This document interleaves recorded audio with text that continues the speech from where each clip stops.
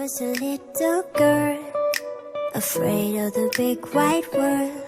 She grew up within her castle walls. Now and then she tried to run, and then on a night with the setting sun, she went in the woods away, so afraid, all alone. They warned her, don't go there, there's creatures who are hiding in the dark. Then something came creeping, it told her, don't you worry, just follow everywhere I go. Top of all the mountains, a valley low, give you everything you've been dreaming of, just let me in. Ooh.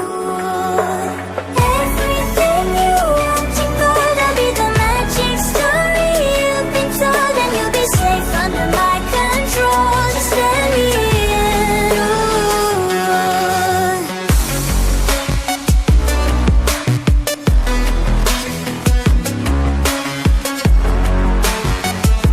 Just let me in. She knew she was hypnotized and walking on cold thin ice. Then it broke and she awoke again.